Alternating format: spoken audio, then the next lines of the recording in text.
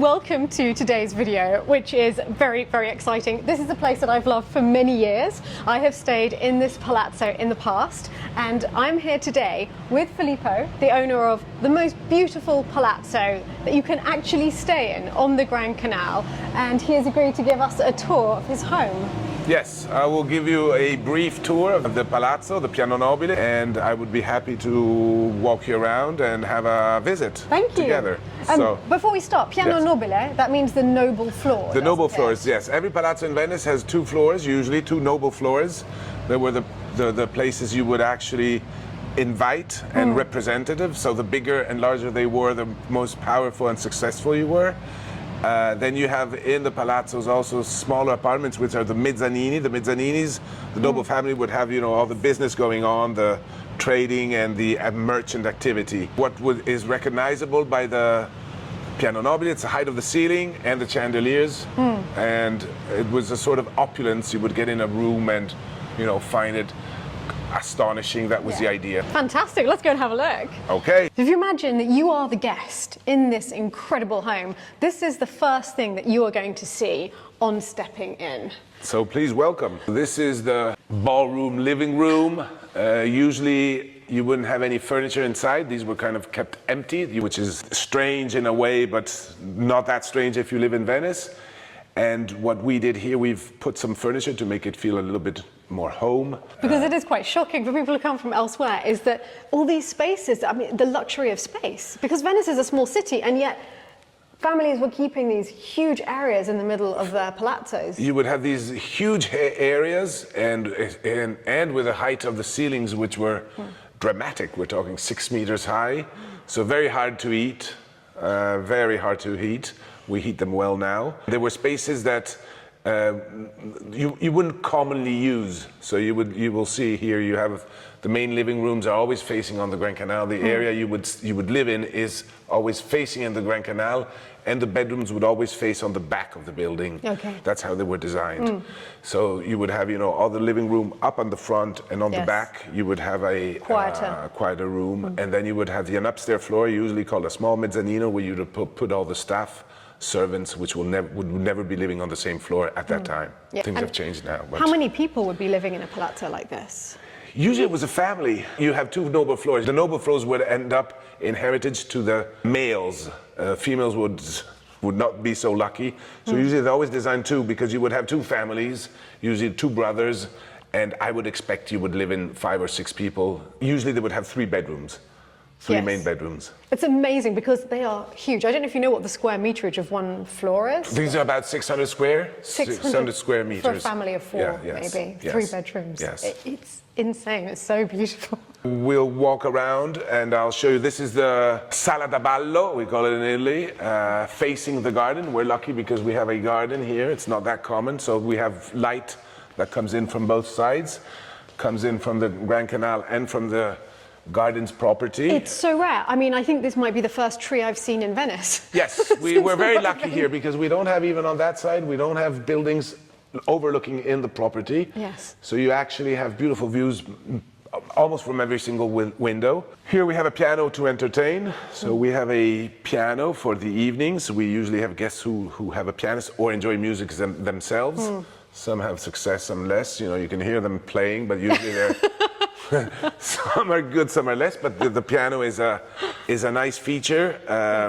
Very well loved when you have dinners, because we do have people who have dinners and love to entertain with the music. When I was staying here many years ago, our host, Anne, she gave a concert for everybody. Exactly. And we were all sitting there. It was magical. Yes, exactly. Yeah. I'd like to bring you now to the living room, which is just up front, facing the Grand Canal, as promised. You see there's a chandelier. We have a lot of paintings. As I will tell you, this palace had a sad history in the past, because a major fire burned down the interiors, so the decoration was remade, was redecorated as in the style of the 30s and the frescoes.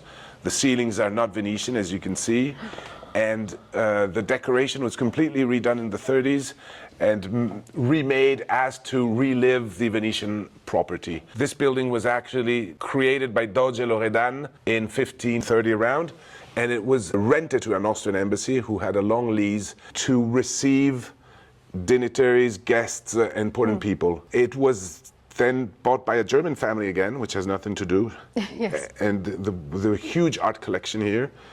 Luckily, they moved the art collection just before the fire, so they saved all it was all saved. And then the palazzo burned down in the 18th century. Had a story of abandoned, was very badly kept for years, and in the 1920s, my great-grandfather bought it. Thank goodness for the building. And redone it to how it looks like, very similar to how it looks like now. It's in my family now for over 100 years, which is still a short period of time if you consider it for Venice, so yes. But it was a wedding gift for my grandfather, who then my grandmother lived here, but it was their property. Yeah. And that's some wedding gift. Yeah. And but that time, you have to imagine, that palazzes in Venice in the 1930s, 40s, and 50s weren't as expensive and to buy now, because no one wanted them, because too much space, hard to run. Yes. We didn't have the tourism we have now. They were extremely expensive and hard to maintain. It was extremely expensive to keep a property like this, and not all the families would live, in the 60s and the 70s in 600 square meters. Just think of the heating cost, electrics, and all the renovation. So Venice had a period in the 60s up to the 60s, 70s, maybe starting 80s, that a lot of property were completely abandoned. You could actually go on the Grand Canal, and most of the palaces weren't lived in. No one lived in. Oh, it's so sad. No one would rent them. You wouldn't find a renter too. And things have changed, starting from the 90s. Yes. And now it's a bit everyone wants to be in Venice. Anyone's dream is to rent a beautiful palazzo on the Grand Canal. And so a lot of people rent them long term or buy them. It's very difficult to find a property for sale. There's actually, here on this side of the Grand Canal up to Rialto, like 2 properties for sale in the whole Grand Canal. So they so rarely come up. They really have to come up, and then they come up, they sell very fast because people want to stay in Venice. They love Venice. I'm renting this property to make you feel home. It gives you, our guests, I don't want to make it too shiny. I want to make a property which is on a very high standard, but you must feel home. It's the most important thing. Otherwise, you feel as though you're staying in a hotel. You may as well be in a hotel. Exactly. We wanted to leave, the touch, the Venetian touch. People really love this place, and we have a lot of repeat clients who come back. Yes. Most of the people are people who come here every year and have friends, like in your case. I've been several times because I've stayed in the apartment several times. I don't have to tell you the story of, of our guests. Yes. In this room, we have several pieces which are original, which are old. They come from my family. These always have been in, these big tables here have always been in the house, bought my grandmother. This is a very special mirror, very rare. It represents a palazzo, a facade of a palazzo, and it's designed as a mirror, so it was created and carved as a mirror, something people like a lot. It's spectacular. The minute you walk into the room, it's the very first thing you see. A lot of my clients asked if I could sell it to them. That's the item that people like, are most impressed. Yes. The chandeliers, this is a classic chandeliers. The design and the shape is very more classic. The fabrics here are from Fortuny. They are rare, handmade in silk, delicate, very delicate, unfortunately. I can't think of any other place in the world that's a rental place that has Fortuny fabrics on the sofas. Yeah, no, and that's the small attentions you put on the things, and people who know Venice, they understand they know what Fortuny is, and they love the Fortuny, and it's just things you get to find. That thing there, that is a bird cage, and it was fun because it was left as a gift of an English tenant who rented this place for a year. Yes. So when he left, he said it fits well there, and which is fun, and we kept it there. So it has nothing to do with the palazzo, but it was a gift, and he was a very nice person who stayed here for a year, and he left us. He left us some souvenirs which we like to keep, and in his memory. He's not here anymore, unfortunately. There's a little secret, isn't there? Yes, there's a little secret which we call it Gentleman Quarter. And if you are thirsty, we have here a fake door, which is not a fake door, a real door, but we have a bar with a little bit of things that can cheer you up in the evening, especially in the cold evenings or in the summertime. So we have all the drinking and the fun part. And what a door! These are 17th century. These are original. 17th century. They're there. These are original, yes. The Venetian doors. Spectacular. And I would like to take you to the dining room. Oh, perfect. Here we go. This is wallpaper. the dining room. It's actually a company called Zuber. I know Zuber, French. Zuber, exactly, yes. Still existing. This was actually bought at an auction.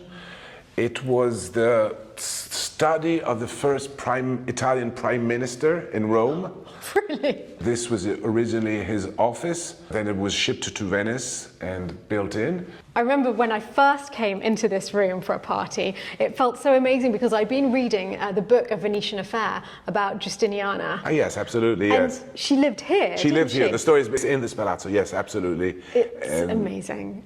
So she would have had receptions here and meals. Yes, as in the book. It is absolutely based in Palazzo Loredana dell'Ambasciatore, yes. So I will put a link to the book. It's incredible. It's a story of a woman who was half English, half Italian, was born in Venice, and fell madly in love with a member of the Venetian aristocracy who was not allowed to marry her because they could only marry other aristocrats. Exactly. In the end, she married the Austrian ambassador and lived here. So the book is amazing. She had the most extraordinary life. She appears to have been proposed to by pretty much every man in Europe. Yes, and interesting is that the author based the novel on letters he found in his house. He also owns a palazzo. He comes from a very noble family, very well known, and he found the letters in a box, probably in a box, and based on the letter, he writes his novel. But the story is starts from a true story, and then of course you have hundreds of years. He has to fill in the gaps. But it starts as a real story. And there's a lot of excerpts of the actual letters in the book, and my goodness, she was a passionate woman. Yeah. That was all happening back then in the 18th century. We have the mirrors, which are very Venetian. Every dining room usually has a lot of mirrors. You've seen around houses, you do have a lot of mirrors in glass. Glass is Venice, and a lot of mirrors. The doors, for example, see the doors are... Oh, I love that. The doors are in glass, have a glass mirror. It also gives you the impression to have a larger room, which is a trick. Yes, and brings the light, because the light's coming from one side. Yes, exactly. Interesting enough is this ceiling, which is designed as a lace. Yes. So it is designed, Venice has Murano has all the lace industry. So it was designed as, to make it feel very Venetian. And is this lace from Murano? This is from Murano, the design. I mean, the laces are from Murano. This is, designed on purpose for the property. We've had a water leak, unfortunately, a couple of years ago, but makes it feel old. Makes it feel very old, but it's still 100 years old. So is it actually lace, or is it? No, this is painted. It's painted as a lace. Laces were used to put on tables. Yes. You would put them on the table. It goes on the other side. So it's reflecting. Yes, what you would have you would have it here on the table. So it's a play of reflections. You have the mirror reflecting the window, the ceiling reflecting the table. Exactly that, yes. I can't believe, honestly, standing here, even once you've told me it's painted, I cannot see. It is painted. I think it must have been a hell of a job to paint it, but it is absolutely painted, yes. And how do you find somebody to restore? It's impossible now. So we just keep it as the best we can. Yes. There's not much we can do, and we try to preserve it. And even to clean it, it's very difficult. You have to go with very delicate products and so on. So it's as I told you, it's a lot of work involved in all the processes and of the property. Well, you mentioned that in the past it was very hard to find people to buy these palazzos because of the cost of maintenance, but the cost of maintenance must still be enormous today. It is enormous today, but today you have other incomes because, as I told you before, people who live in the Piano Nobile now usually are very wealthy people. They can afford it. Yes. We have a lot of foreigners who live in Venice. And it has changed because these were also piano nobiles in the 60s, 70s. Normal families would rent. You wouldn't need to be a millionaire to rent a piano nobile. So you can live with a piano nobile, but you didn't have the money to keep it running. Now the people who do rent and the owners have much more money to put in. Yes. And the return is much higher. So it makes sense. So you're able to maintain. You can maintain it much easier. Yes, because obviously every material used has to come by boat. Every material has to come by boat. You need special craftsmen to bring it in. It is very expensive. It comes by boat, then it comes by lorry before to the Tronchetto. Needs to be shipped on a boat, comes in a boat. And at the same time, all to bring things out, it's expensive because when you demolish something, you need to bring it out, and you have to rent a boat to take it out, and so it is very expensive. Yes. It's making me feel that really chateau renovation is very easy. I don't know why I've ever complained. Yeah, you just come in and no, it doesn't work that day. And if you have high tide, they won't deliver. If it rains, you can't work the day it's raining, and so on. Luckily now with a high tide, it's easier because there's no more high tides with the Moser project. So we've been lucky the last 2 years. So we'll go to another room that is very nice because it's on the Loggia. The Loggia is a terrace. The terrace was actually made in the 1930s. They didn't exist, but we made out the Loggia as a terrace facing the Grand Canal. You can actually have breakfast in the morning even if it's raining. And at parties you can depending on the time and on the party. We have another chandelier up here which is designed as a ship. These are very rare. We call it in Italian a nave. Nave means a ship because it would represent the idea of a ship. You can actually imagine a ship with the design, of course, of that time. Not the ships of today's, which are much more squared, but this is 17th century, and this is, I think, one of the nicest chandeliers in the whole palazzo. Actually, probably the nicest chandelier, or the most important. There's no nice because it's, everyone could prefer something different. I love this. But this is very special. Yes. And we kept this room quite empty because it's also an entertaining room, which is filled of light, and people actually love to stay here because you actually can see the Grand Canal. You can have the light on both sides. You have the view. And you have the view, and it's very relaxing. So we kept it a bit as it was. And I think we'll go to the bedrooms. So, do you think that Giustiniana would have lived in one of these bedrooms? Yes, definitely. The Morphos would live in the bedrooms, in the main bedrooms. The two main bedrooms are one on the left and one on the right. The one on the right, we've called it the book room because it's substantially a theme of books and literature, so maybe Giustiniana makes sense with all the novel. Funny enough, these are bookshelves that were designed by my mother. There's no books inside, but this was all designed. If you can see it, I love it. My mother was an artist. She would love to do this and spend time. So did she paint this herself? She painted, yes. She was so talented. And you can see also on the wallpaper is books. So we call it la stanza dei libri, the literary corner. Every bedroom here luckily has a bathroom, which is also very rare. Bathrooms. You didn't have bathrooms in the palazzes. So you've managed to fit them in a palazzo. everywhere. Think of a palazzo would only have one bathroom usually, central bathroom, and that was it. So every bedroom has a bathroom. This is nice because it looks on the garden. We also have a working gas chimney. So that's a spot to read. Yeah, that's a spot to read, and then you can, heat up and make it very cozy with a fire. So the extraordinary thing about this palazzo is really, it's February, it is not a nice day, and it's so warm. Yes, no, we want to keep it that way because you need to be warm when you're in, especially this gives you, cold sensation, big ceiling, high ceilings. And then we have another bedroom here. This is a bedroom that never existed, honestly, remade completely. It's a bedroom which has old furniture. It's beautiful. It has been invented completely. This was a part of the kitchen, actually. It was a large kitchen. We had a big kitchen.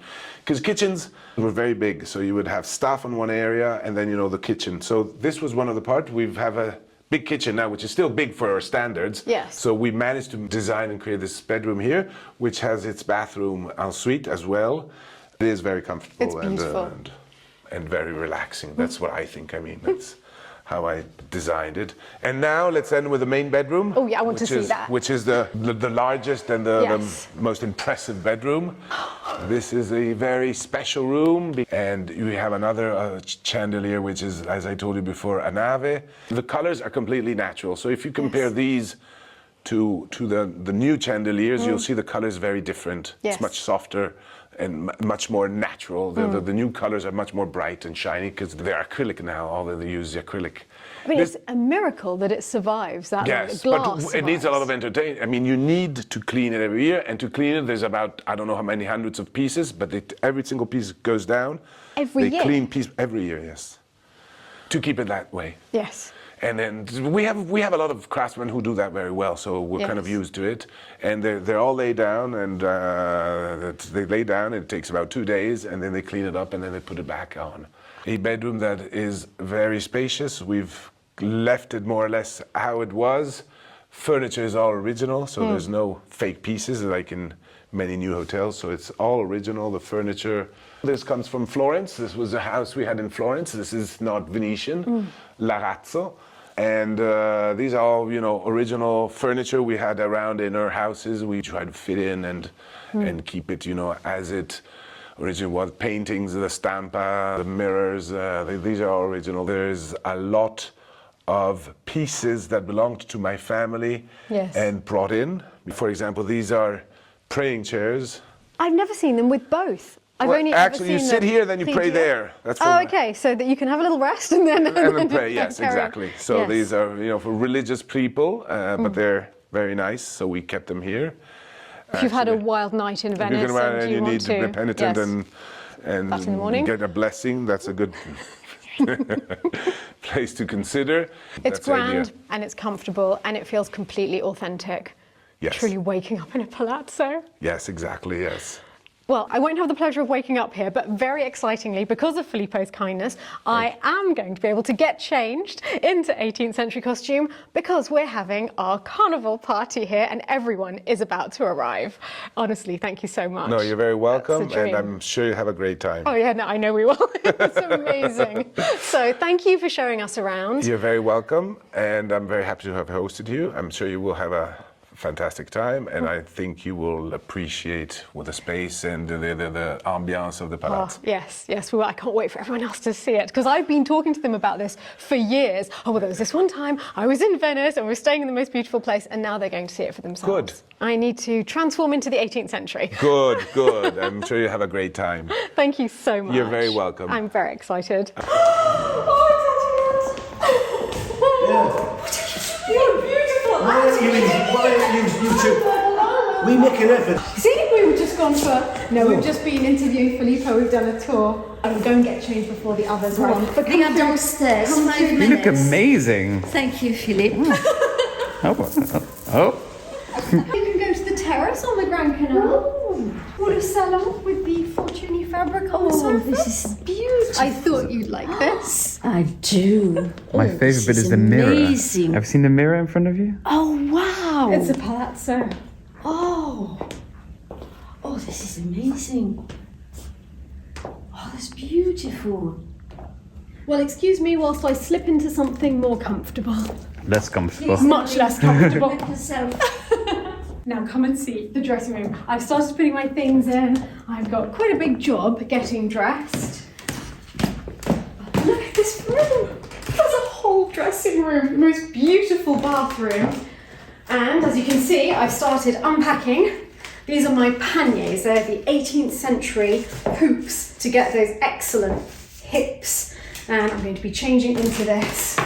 Now, I am ready, transformed to the 18th century. In fact, this is a 17th century dress that I made, and I'll show you later how I just changed it a little bit for now.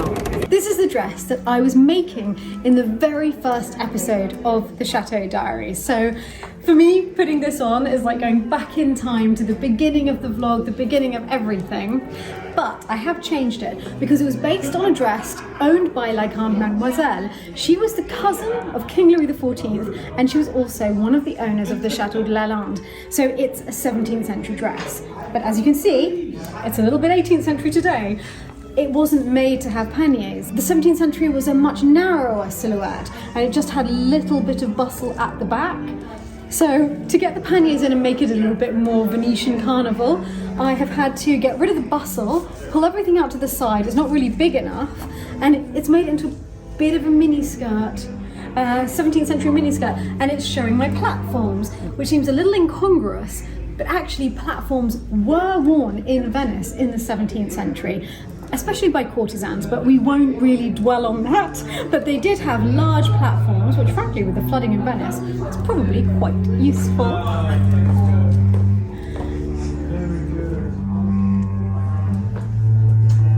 Sarah has to live in this room forever, because you, against the colour of the walls and these soft beigey pinks, which are in fact gold, but the brilliant thing about this material is, it changes with the light. Ooh. So no matter which light you're in, it kind of reflects where you are. And when you step out in the sunshine, it goes dazzling. So the blue is actually like a shot blue and gold silk. Yes.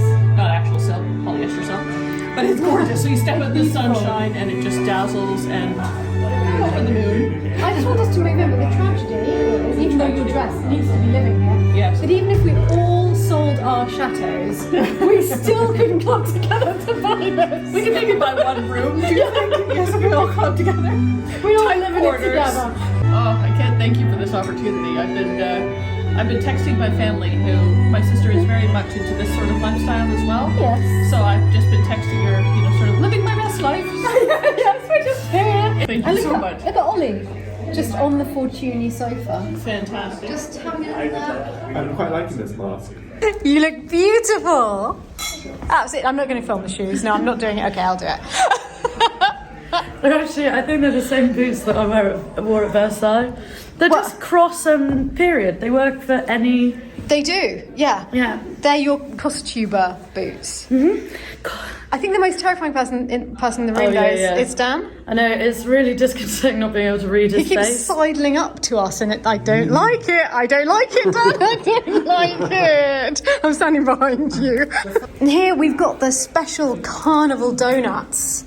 These are just made during Carnival in That Venice. plate's for you, Stephanie. Fratelli. Sorry? That plate's entirely for you. Oh, thanks, Oz. Great. I'll have that. There we go. See you I'm a going bit to have later. these on the terrace. Bye, everyone.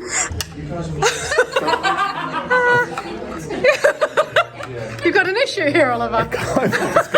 Discovered a downside to my mouth. I think I won't be drinking very much today at all, Yeah, actually. he had a problem. It's cured. Do you know, I had Curtis doing my hair while Simon put my gown on in our flat today. It was actually really marvelous. It's every girl's dream, let's face It really it. was. Two handsome men, and now I've got a third sorting out my Your pannier. my undergarments. Philip is Very 18th excellent century, isn't at it? sorting out the undergarments. Well done, Philip. Isn't he a superstar? So brilliant. Everything. So what exactly is happening? Should I be concerned? No. Collapse panier. Oh, So it yeah, was- we've all been there, honestly. We know. The trials and tribulations. Where did you get the shoes? So I used to do costumes for musicals, and I bought that at a for like €1. Oh my god, they're beautiful. I love them. So only you and Ollie have been made to wear tights. All the other men have like knee stockings. How are my tights feeling on you, Ollie? Do you know what? I think it could be a new thing for me. No, I'm Did you joking. put socks on top? Well, I know, like, I haven't quite worked out how to wear today. I will learn to take my socks off first. It's your first time in a pair of times. Probably not last. That's the worrying part of the statement, yeah. So amidst all the objets d'art in this palace, you have found your favourite. I always look for a little hint of Egypt wherever I go, and I almost died, Stephen. Yes! It's an ashtray. Can you believe it? Of Queen Nefertari. It's my favorite queen. I think it's probably an original one from the time of Queen Nefertari, isn't it? Oh yeah, for sure. They had this sort of like glaze they back did, then. yeah, and the ashtrays were very popular. The porcelain and oh, it's made in Egypt, so yeah. They have another one. Not one, but two. Tutankhamun and Ankhesenamun. I love the fact that you can look at that and you know immediately who it is. Oh yeah. I mean that's famous. That's like from the throne. It's from the. That's from Tut's throne. Really? That's the back of Tut's throne. You are a mine of information. I try. And do you manage to find a little piece of Egyptian art wherever you go? Wherever I go. When you come to Verona, Yeah. like in the next few days, I will show you the Egyptian symbol for Isis, but Romanized. Nice. Yes, it's there. I was just telling Vivian how absolutely extraordinarily beautiful her earrings are, and You're you very made kind. them. I did, yes. From the buttons on my gown. You are talented. And on Simon's, look, he's got the same buttons as well. So of course you have to wear the same buttons as your love as earrings. Absolutely. It's a very romantic outfit. And happy 25th wedding anniversary. Oh, thank you so much. This is the most romantic trip ever. It is, isn't it? And I know most people might not want to take a trip that's romantic with a load of other people, but that's not how we roll. We actually really love Why would you not want all of these reprobates with you? It's a veritable rogues gallery. It really is. Isn't it? There's so many romantic couples here in beautiful matching romantic outfits, and it's a love fest. It is a Venetian love fest. It's a chateau. Oh, nice. All right, that's a slow clap. Everyone onto the terrace. Come through, everyone. Happy Birthday to you. Happy birthday to you. Happy birthday, dear Natty. Happy birthday to you. 20 years old. 20. Mattie's going to give a speech. Yes, speech. After the Aperol spritz and the champagne, I think no one wants that. Happy birthday. Thank you. Natty. Thank you so much. It is a Thank joy you. living with you and a joy having you in the family. Thank you. Cheers.